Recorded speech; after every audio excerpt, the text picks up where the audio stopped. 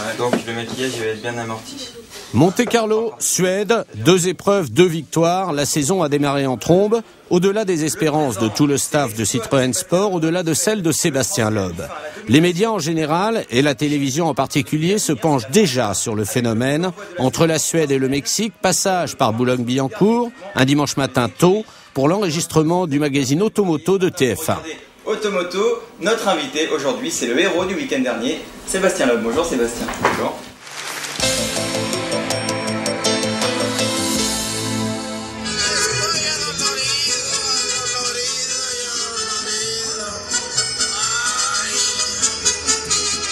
Le rallye du Mexique est un rallye nouveau pour tout le monde. Découverte d'un pays, d'une culture, découverte aussi de la course en altitude à plus de 2000 mètres. Ici, les routes ne méritent pas le nom de route et Sébastien Loeb et Daniel Elena le vérifieront dès le premier passage du shakedown. Mais c'est la trajectoire de tout le monde. Mais on a dû s'écraser un peu et on va casser. Il a tapé une vis, regarde là. La vis, elle a cassé net. Attention aux cordes, hein. Vous avez vu les cordes? Les cordes, elles sont catastrophiques. Enfin, t'as payé pour voir, mais... lui, il était en chassé, son caillou. Hein. Ah oui, lui, il bougera pas, le caillou. Hein. Là, le tien, il bougera jamais. Hein. Ah non, c'est moché. Attends, il est comme ça, bien planté dedans. L'étape suivante, c'est la cérémonie de départ. Les mécaniciens continuent de travailler sur la voiture. Pour l'anecdote, Sébastien et Daniel passeront donc ce podium à pied avant de s'accorder quelques derniers plaisirs avant la course. C'est quoi ça, Carlos?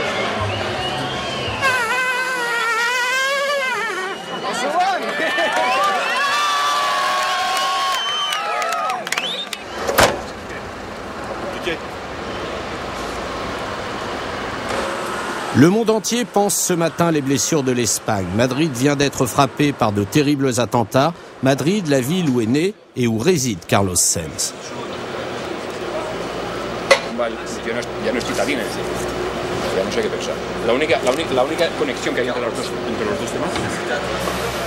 La pluie est tombée cette nuit sur la région de Léon, nettoyant les spéciales. Sébastien Loeb, qui ouvre la route, ne peut que s'en féliciter. Début de course prudent pour les 2 pilotes Citroën. Sébastien Loeb, malgré une crevaison qui met en valeur l'excellence des pneus anti-crevaison de Michelin, Sébastien Loeb donc réalise 2 temps scratch sur 4 épreuves disputées. Carlos Sainz lui gère déjà en restant au contact des meilleurs.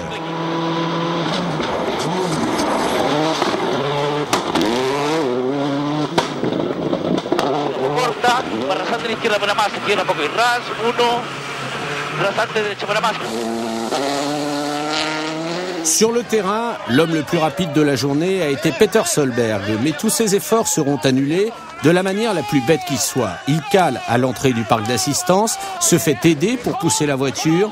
Une première pénalisation de 40 secondes tombe. Le leader du rallye est désormais Sébastien Loeb. Tous les deux, ils poussaient et ils pénalisent, je sais pas de combien. Solberg. 4 minutes. Je crois que 4 minutes, donc ça ferait 40. Mais à confirmer ça, juste à l'entrée du panneau jaune. Le problème est la montée, la rampe sur le machin. Il y a le panneau jaune. Le panneau jaune est au milieu. Voilà. 5 minutes de pénalité supplémentaires seront infligées aux Norvégiens. Carlos Sainz gagne lui aussi une place et termine cette première journée en 3e position. Tu doubles dans les stands maintenant?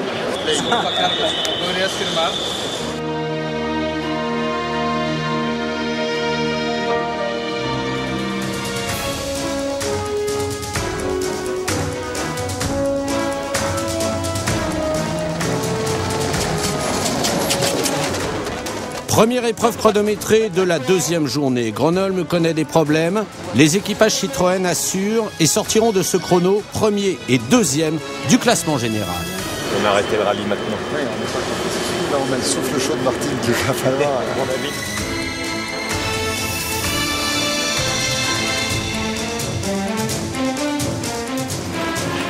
Et gauche, 142 moins de quart. Ouvre vers droite.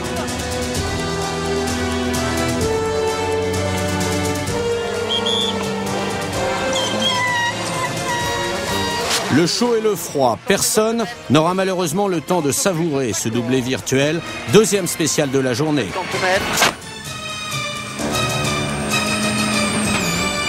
n'y a plus de pression d'huile, ils ont pris un choc en dessous.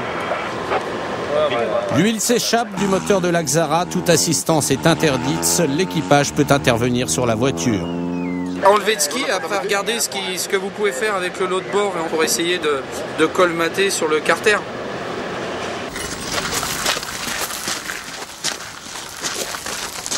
C'est sûr? Oui.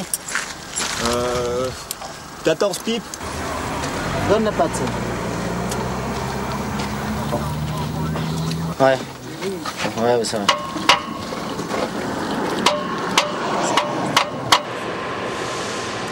Ou quelque chose, boucher le plus gros du trou déjà. Le principal, c'est de le boucher pour pouvoir dégraisser autour. Après, avec le scotch, la pâte, on va faire un... Quel diamètre le trou? Essaye déjà de bloquer le trou et toi, Daniel, pose la pâte autre part et prévois autre chose pour boucher, quoi.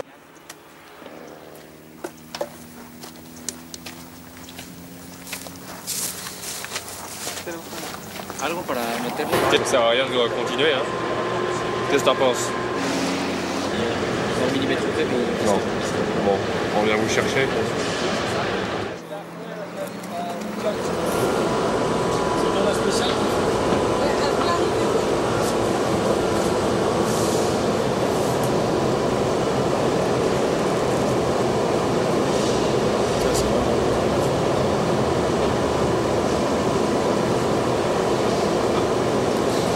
Il y a un gros trou dans le carter. Ouais. Non? On a réussi à boucher. Trop tard. On n'arrivait pas, on avait de la pâte pour le radiateur, on avait notre protège carter. J'ai vu où ça pissait, mais tant que ça pissait, on n'arrivait pas à coller la pâte dessus. Et après, à un moment donné, on a vu que ça commençait à pisser moins. Alors, on était déjà monté sur un talus. Après, on a encore monté la voiture au cric, on met tout d'un côté, et là, ça s'est arrêté de pisser. Là, on a remis la pâte, on a réussi à colmater le truc. On a mis notre litre d'huile qu'on avait. Il en faut 4 maintenant. Et déjà en arrivant jusque là, après la spéciale, ça commence à claquer un petit peu.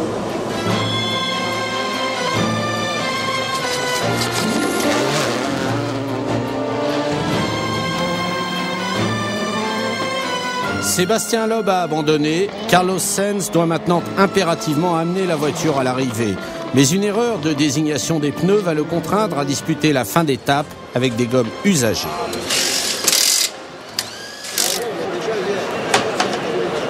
C'est pas l'esprit de tricher. Non è l'espirito di fare il furbo. Les grands champions se révèlent toujours dans l'adversité. L'incident a galvanisé l'Espagnol. Il repart de plus belle, ni un tête à queue.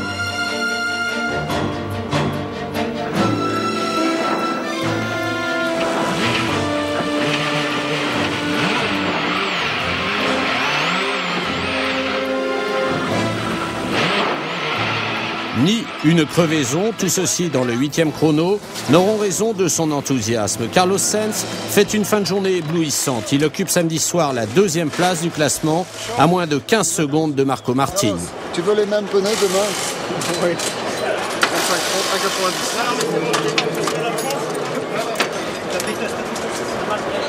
1,90. Une seule voiture en course, une équipe entière autour d'un équipage. Là est la motivation.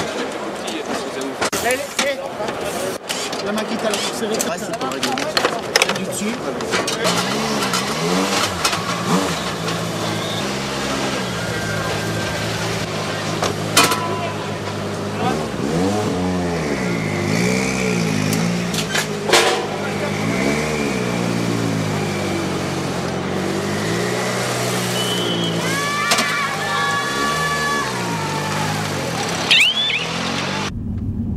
Tex. Oui, Carlos. Tu as regardé les problèmes de frein?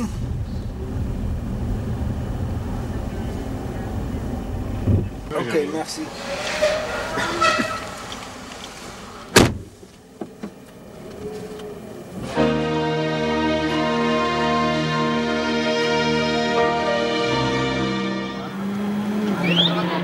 Comment aller chercher 14 secondes et 4 dixièmes sur 132 km de course, en commençant par pratiquer un marquage très strict sur son adversaire dans le premier chrono du jour.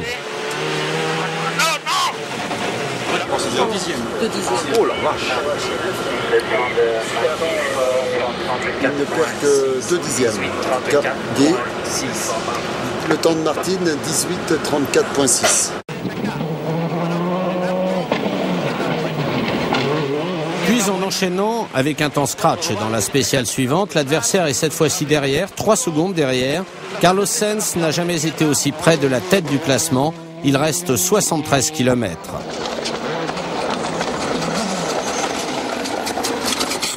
Nous sommes maintenant dans le 13e chrono du Rallye du Mexique. Para derecha, para más de tierra, Sassar. Para izquierda, para más. ¡Ahí va! Carlos, il t'a arrêté dans la spéciale, je pense. Il est en bleu, je veux guider. Il t'a arrêté dans la spéciale. ¡Corre, Marc! ¡Uy! ¡Corre! ¡Push, push, push! ¡Push, push, push, push! ¡Ya! ¡Another time! ¡Ya! ¡Ya! ¡Ya! ¡Ah! ¡Ah! ¡Ah!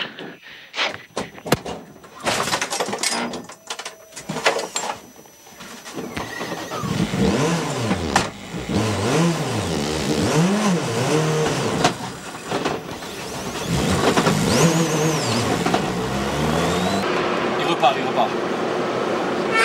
Mais il était en bleu. Hein. Maintenant il est en vert.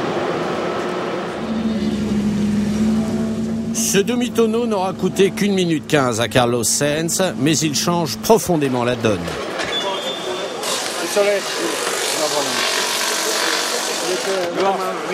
You are still here.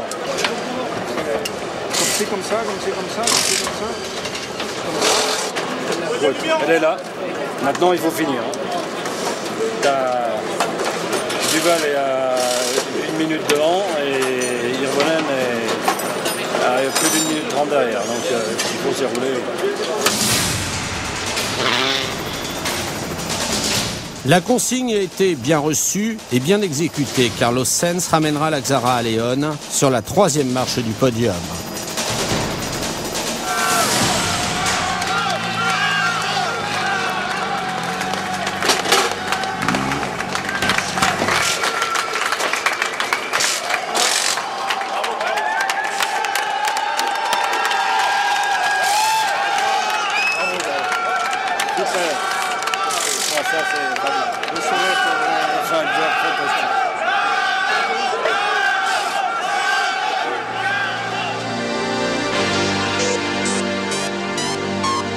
Alcool.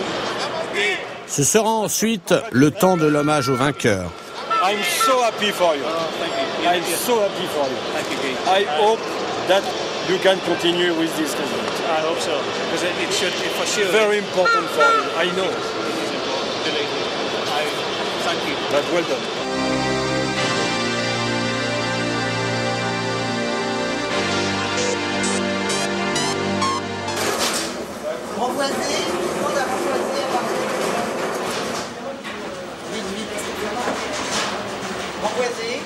Bonjour à tous. Ce privilège de pouvoir donner son avis sur le sport en général dans un des plus gros titres de la presse française, ce privilège n'est offert qu'aux seigneurs. Dans ces sièges, se sont assis les plus grands noms du sport français et international, une sorte d'officialisation de l'appartenance à une élite. De la région de l'Ouest, oui. Ça, c'est le dessin du journal de demain. C'est très spectaculaire. Ok, on y va. Ouais, la semaine dernière. Ah merde. J'ai bossé, ouais.